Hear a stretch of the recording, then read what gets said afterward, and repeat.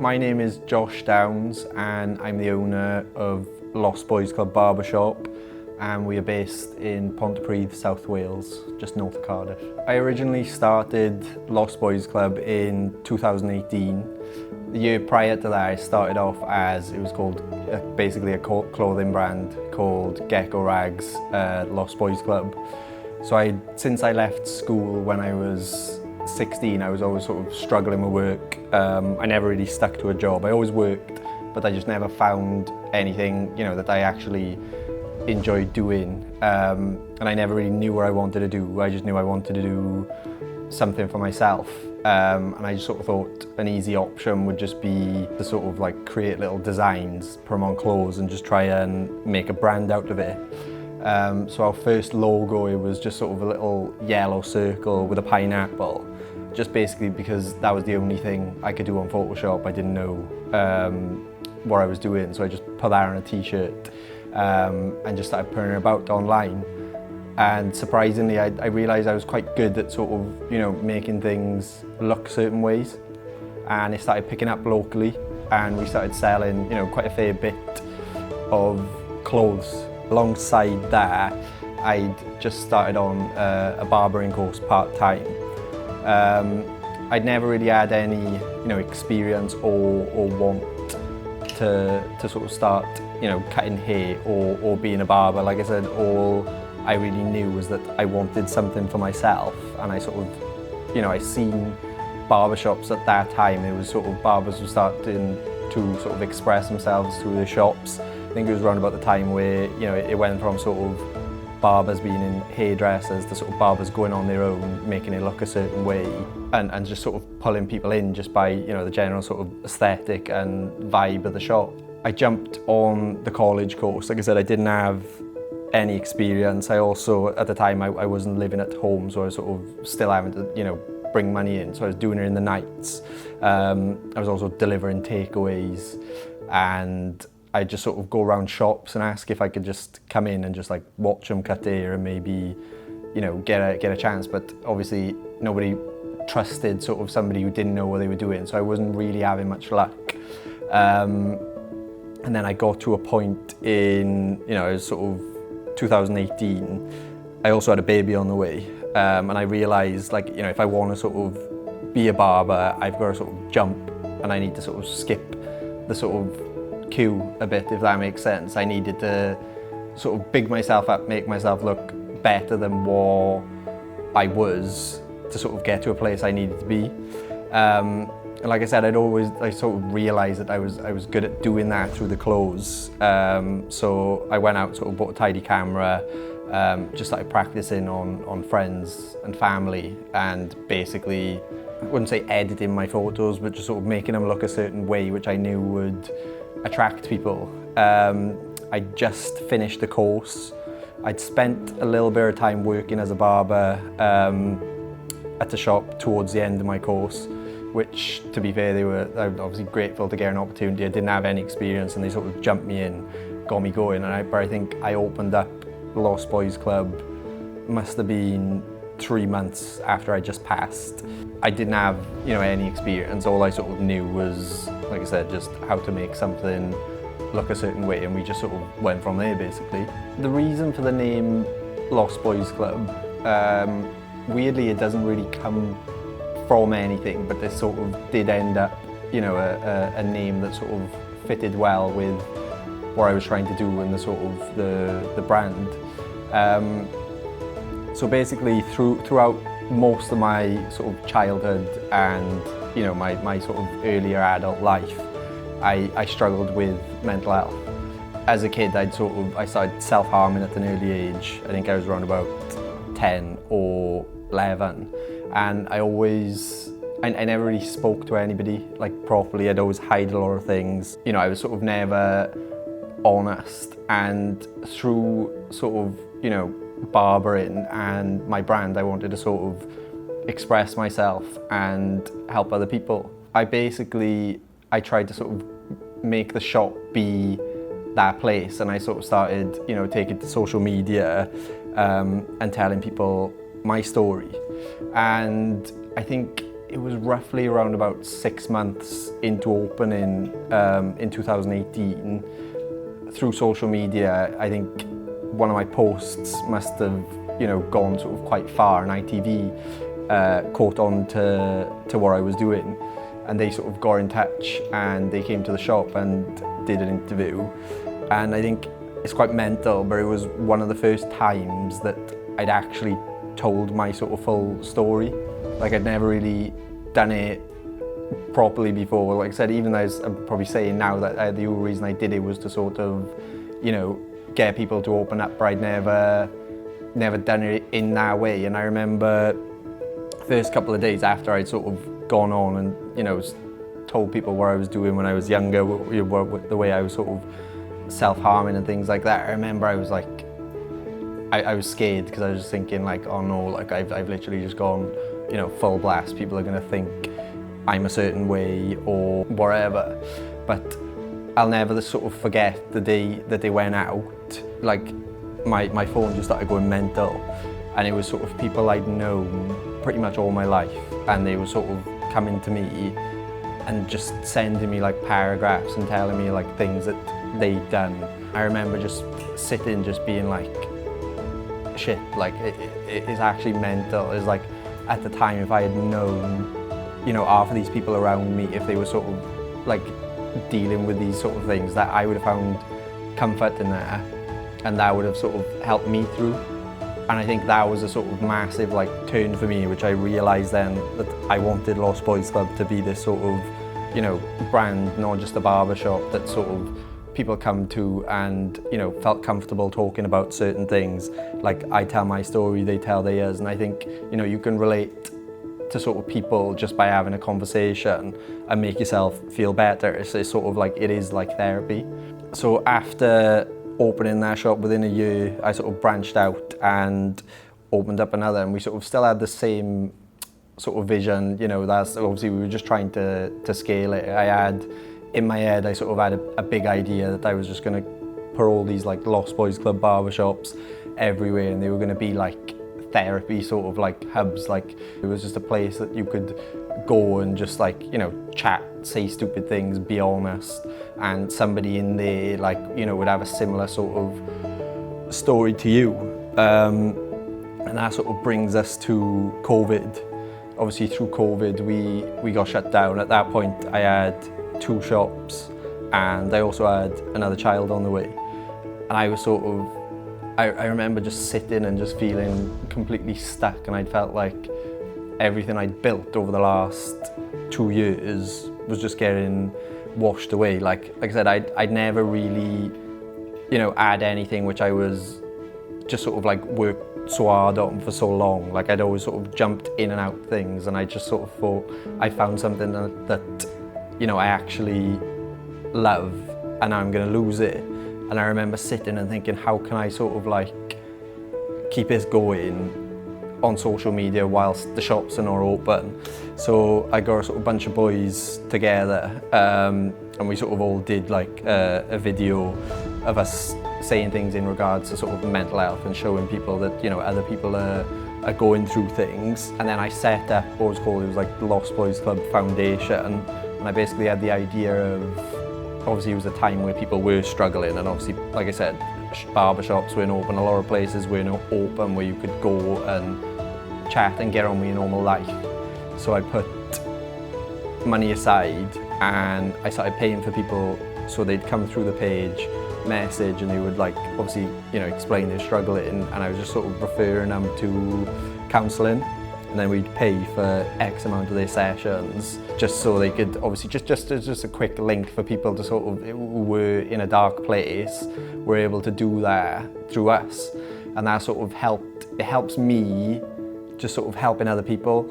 Like, I've never really personally found help myself in, I don't know, like therapy or anything like that. I think I get more out of doing something, with my sort of brand, which helps other people.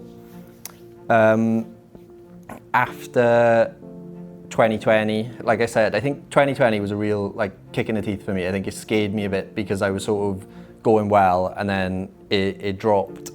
I decided to move my small shop, which was in town. It was obviously my first shop. There was only room for like 2 of us in it.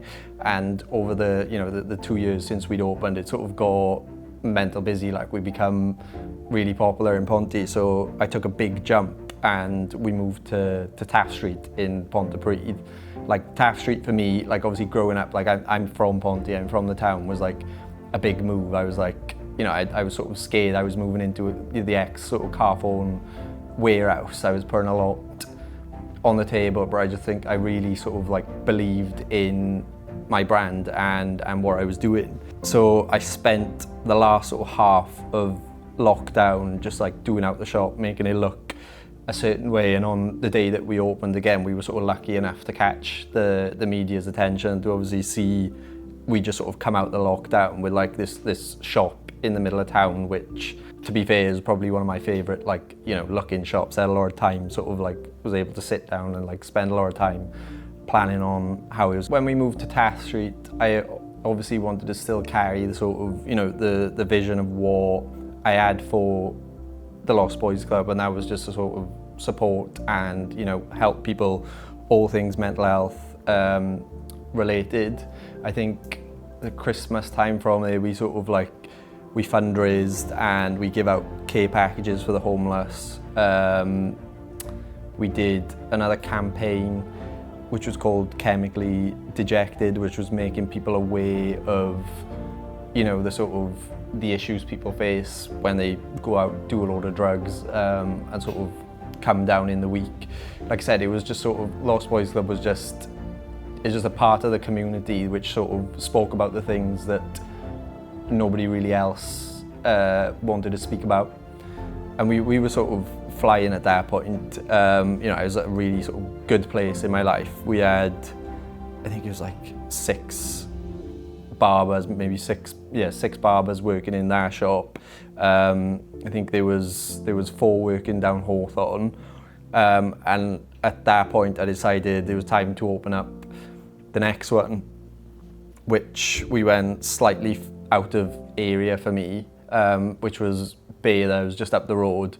I seen a shop and I just I wanted to do something a bit different. So I decided to open up a barber's with a sunbed shop on the back of it. So I decided to just like pour all my money into there, and I just felt like this was sort of a big step up. It was time to go to another sort of community, make a name for ourselves within that community, and that was the way it was going to grow. Like I said, I had the vision of just being all over the UK. A couple of months into opening up that shop, like I said, Ponty was sort of my main income. I was working on the sunbed shop. I'd just taken out, I think it was £40,000 loan for sunbeds.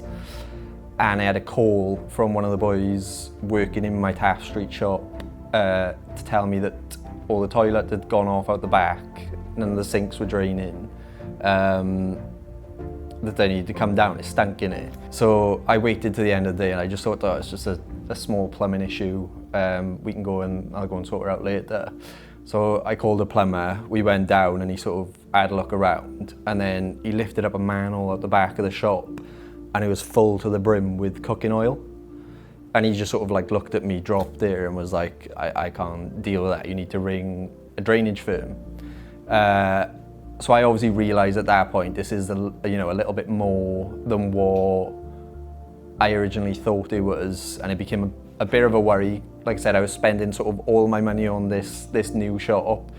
I wasn't expecting things to go wrong in town.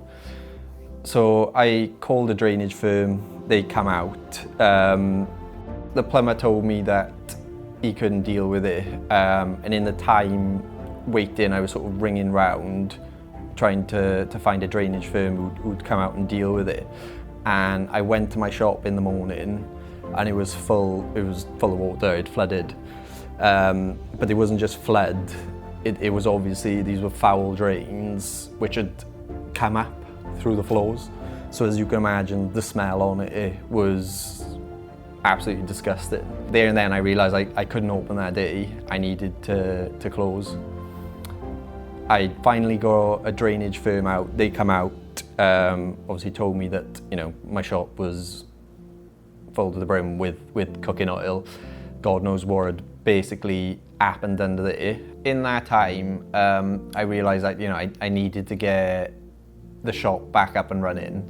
So I basically had to put Baylor on hold for a couple of nights. I sort of went back into Ponty and had to just do out the shop. I think I worked like for like 2-3 days, just like straight. I was doing night shifts, just ripping all the flooring up, trying to get it back together, which I did, but it obviously stunk. You know, on the sort of other side of that, I was sort of trying to push with the landlord who wasn't from Ponty. I don't think he was from anywhere around here. The only way I had to contact him was an email. So I knew that something was brewing and it was going to be bad.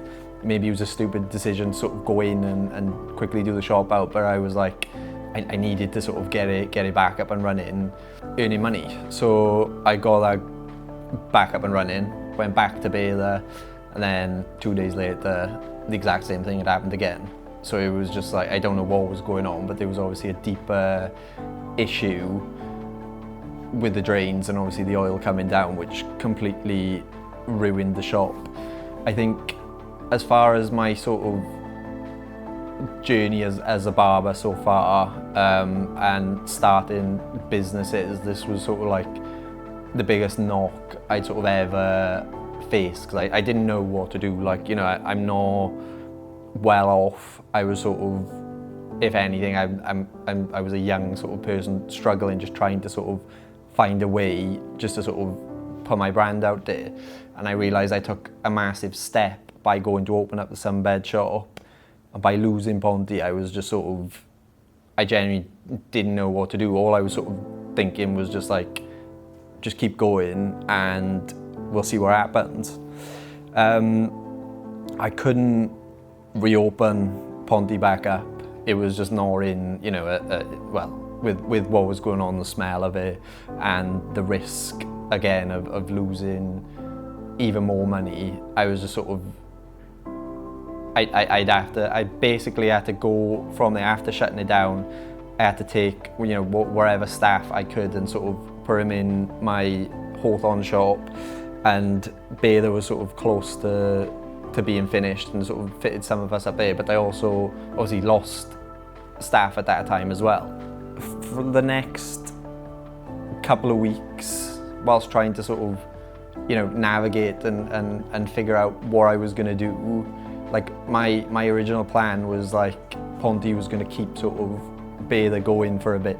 The sort of money, you know, or the income from there was going to be enough to push this one aside. Like, it was a sunbed shop, it was a new venture. For me at that time, I was just sort of, you know, trying to get my head down, just go to work every day. I think I got a bit depressed just with sort of everything that was going on. I felt like I just took a massive knock. Not that I didn't love what I was doing anymore, but I was just sort of like, how am I gonna get back up from that? Like, how am I gonna carry on now? And I remember, like, you know, I was up there cutting hair. We'd just opened the sunbed shop. It wasn't booming. Obviously I had, you know, my own customers, and the other barbers had their own customers, which we were grateful that were sort of coming up, but we were heavily relying on the sort of the sunbed side of things to generate, you know, enough money to sort of cover everything. And then at that time, obviously all the bills started coming in for the Ponty shop. And I remember just feeling like I didn't know what to do. It was just more than I could handle. Like, I knew I couldn't afford to pay for, you know, everything that had sort of gone on there. Just because the shop's closed doesn't mean everything stops. And I'd also had, at the time, I had 2 kids, you know, a house and a life myself, which I had to sort of cover.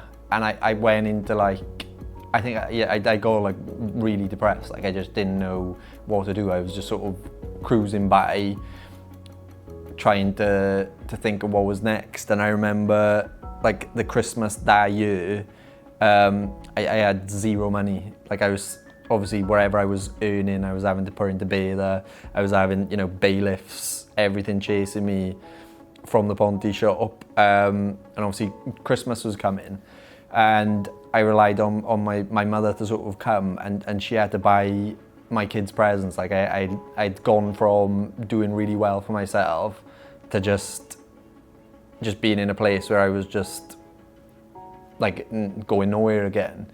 And I'm quite like an ambitious person. Like I always say, I get knocked down a lot, and you know I might sort of like stay down for a bit, but somewhere along the way I'll get wound up by everything, and then that's like my time then where I'll just get my head down and bounce back. And I remember just trying to think like, how can I get out of this? How can I sort of carry on with what I was doing?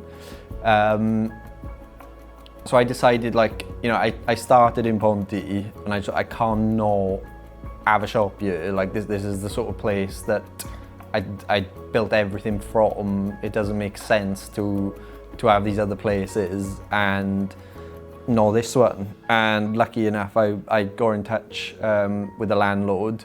Obviously we're off now where we're located. We're on a bit of a side street. We're not on the main street, but I was lucky enough to sort of see an empty building and just sort of jump straight back in with it. At the time I teamed up with they were like these people who sort of sold trainers online, and I just thought, right, if I'm coming back to Ponty, I'm coming back with a bit of a bang, and I'm gonna, you know, just bring something a little bit more. So we come down, I opened up the barber shop again. Obviously I was short on staff at this point, people had left. Obviously people are getting messed about, like we don't know, you know, where you are. You're obviously had to change the location where you're working, it's understandable. So I'd sort of put out there, I was like, you know, looking for barbers, looking to get back up and running again. And lucky enough, the boys who were sort of working in here now got in touch. So like Nathan, one of the barbers, he's been working in town for years. Like when I was younger, where I used to go for my haircut, he was working here, and I was sort of messaging him for quite a while, asking if he wanted to come along, and he'd never sort of made the jump. And like obviously things were sort of starting to look up for me. You know, we were coming back to town, we were coming back with new barbers, everything was going great. The one thing I think at that point, you know, of my life, if I look back through when I started the Lost Boys Club, up until that point, we'd always been very sort of like focused on mental health, and we'd been like putting it out there, trying to like, you know, get people in. When I got there, I think it was like the 2023 flood in Taft Street, the reason why it sort of all went quiet is because I was obviously struggling with things myself. Like I was in a lot of trouble, like with, you know, obviously after that shop, and it was just, I was struggling to sort of put myself out there again like that, to sort of try and help other people. I just thought, I think that's something that I think about now, where I think sometimes people may think, oh, you don't do anything like that anymore. It's got its reasons, and it's a lot of it is just what has gone on, you know, the last couple of years. I haven't been able to do what I wanted because of certain circumstances. Hopefully one day, you know, again, we'll sort of get back to where we were. To Ponty over those coming months, like I said, things were on the up, but at the same time, I was still in quite a lot of trouble from Taft Street. Taft Street just like completely financially ruined me. So I had to sort of make the decision that I had to lose my other two shops. And basically I had to register as, well, it's for an IVA, which is essentially bankrupt. So that was a clean slate for me. It meant sort of all my debts, everything was gone, but obviously things would have to go in the meantime. Coming here and sort of like, you know, building up a new team, and obviously this new shop, like I've said, obviously things went sort of south, but not that I had a new sort of idea for the Lost Boys Club, but I think when I was always sort of doing work around, mental health and stuff like that, I think I'd worry about sort of what we were putting out there, because I always felt like I had to appear to sort of be quite professional and be a certain way, just because I'd speak on sort of, at that time, that sort of knock again. I think you always, you get put in certain places and made to act certain way by certain situations, and it sometimes can lead to better things, and weirdly that sort of allowed me to just start chilling out a bit and doing things within the shop, which I like to do.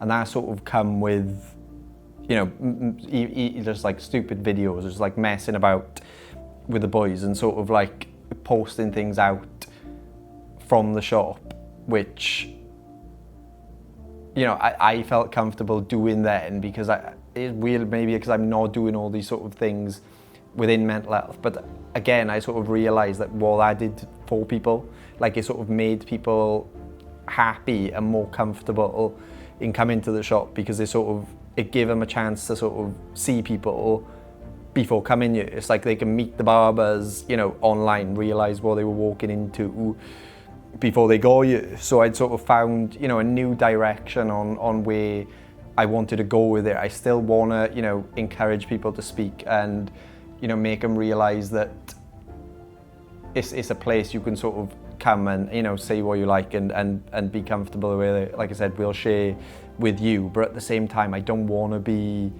a professional person as far as going down certain routes or certain things. I want to be able to have a laugh day to day and not have to worry.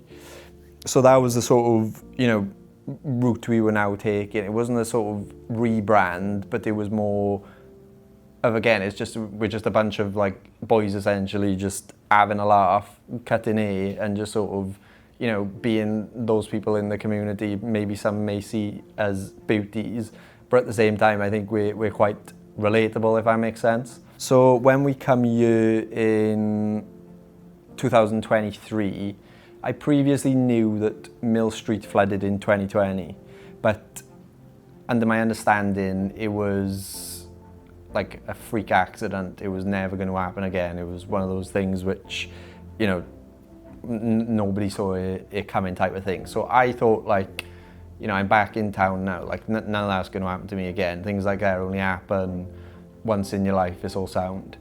So before, obviously I registered for an IVA, I'd obviously put whatever I'd had aside, left, chucked it back into this shop.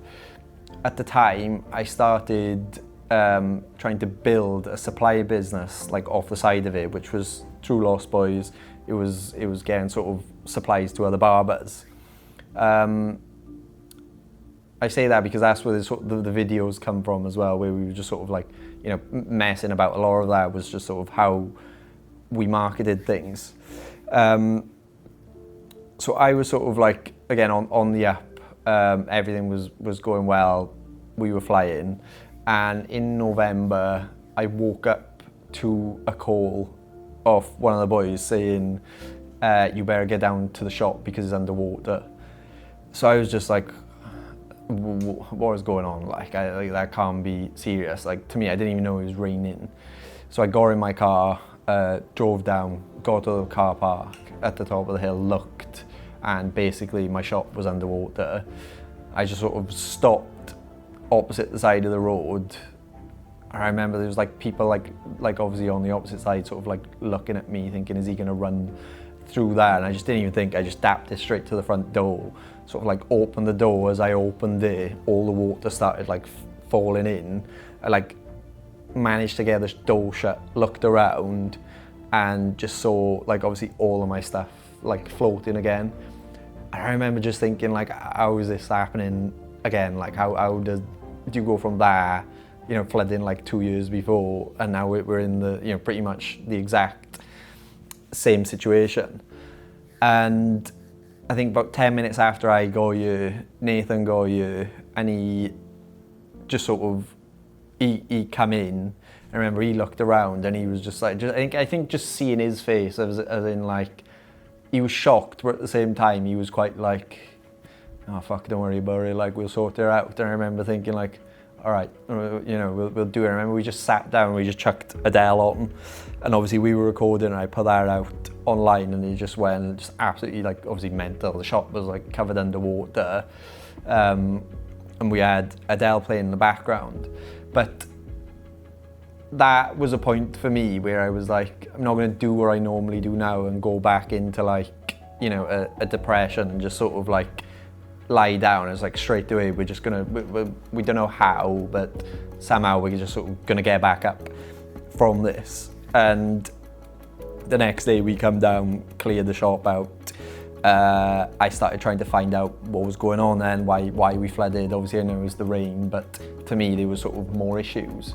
And we ended up arguing with the council online quite a lot.